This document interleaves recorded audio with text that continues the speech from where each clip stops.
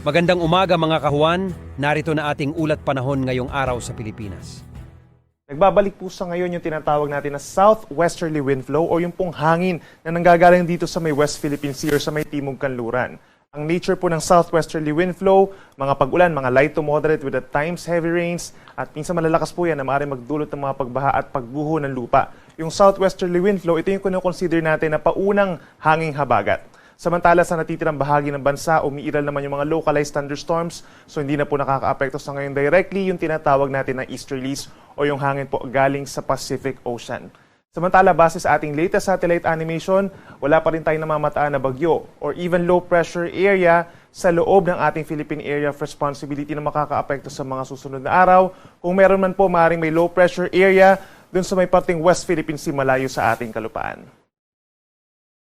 Ngayong araw po ng Thursday, asahan ang epekto ng southwest wind flow sa kanlurang parte po ng Luzon, kabilang na dyan ang Batanes, Babuyan Islands, pababa ng Ilocos Region, Zambales, and Bataan, as well as some areas dito sa may Batangas, Cavite, and Occidental Mindoro. Asahan po yung mga light to moderate with at times heavy rains, kahit mag-ingat po sa mga posibleng pagbaha at pagguho ng lupa.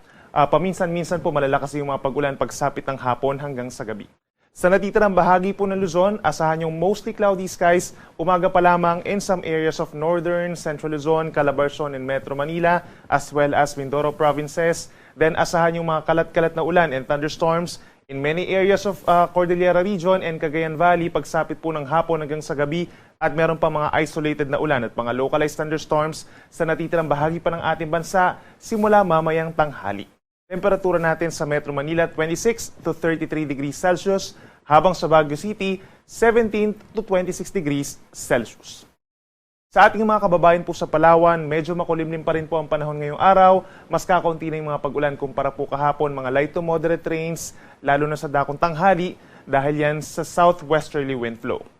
Dito naman po sa malaking bahagi ng Visayas, umaga pa lamang may mga tsansa na ng ulan sa may Southern Negros Island as well as Western Visayas, habang pagsapit ng hapon hanggang gabi, maraming lugar pa sa natitirang bahagi ng Visayas sa magkakaroon ng pulo-pulo lamang ng mga paulan at mga isolated thunderstorms.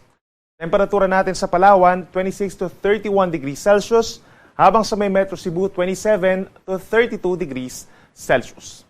At sa ating mga kababayan po sa Mindanao, asahan po yung fair weather conditions, so bahagyang maulap at minsan maulap ang kalangitan. Umaga pa lamang may chance na ng pag-ulan sa may Bangsamoro Region and Zamboanga Peninsula, habang karamihan pa rin po ng mga pag-ulan sa malaking bahagi ng Mindanao ay magaganap pagsapit po ng hapon hanggang gabi. Temperatura natin sa may Zamboanga City hanggang 33 degrees, habang mas mainit pa sa may Davao City hanggang 34 degrees Celsius. Kahapon po, araw ng Miyerkules, nakapagtala tayo ng 45 degrees na highest heat index sa may Iba Zambales and Camiling Tarlac. Sinundan ng 44 degrees sa may Lawag City, Ilocos Norte. Habang dito sa may Metro Manila, hindi naman umabot sa delikadong antas yung heat index. 41 degrees sa may southern portion and 39 degrees sa may northern portion of Metro Manila. For today naman po, asahan yung 44 degrees na heat index, maximum po sa may Masbate City at posibleng sundan niya ng 43 degrees in some areas sa may Cagayan, Isabela, Tarlac at Butuan City sa Agusan del Norte. Sa Metro Manila naman po, posibleng maglaro between 37 to 39 degrees ang heat index, so bahagyang bababa po ito, no? Base sa ating heat index map naman, karamihan ng mga lugar na magkakaroon pa ng delikadong heat index ay dito pa rin sa may Bicol Region, Eastern Visayas, Western Visayas sa mga susunod na araw, and some areas pa of Mindanao, knowing na sa mga susunod na araw magkakaroon nga po ng effect ng southwest wind flow. So maraming lugar po dito sa may Luzon na magkakaroon ng maulap na kalangitan at mga pag-ulan, kaya't mababawasan din po yung mararamdamang init na naramdaman natin itong mga nagdaang araw kung saan nga fair weather conditions ang umiral, at karamihan na nga ng mga lugar na inulan dito sa may Visayas and Mindanao magkakaroon ng bahagyang pagbuti ng panahon at mas mainit na po na panahon. Para naman sa kalagayan ng ating karagatan, wala po tayong aasahang gale warning or sea travel suspensions ngayong araw hanggang sa weekend. On the average po, nasa banayad ng katamtaman, nasa 0.5 hanggang 1 meter po yung taas sa mga pag-alo natin for today.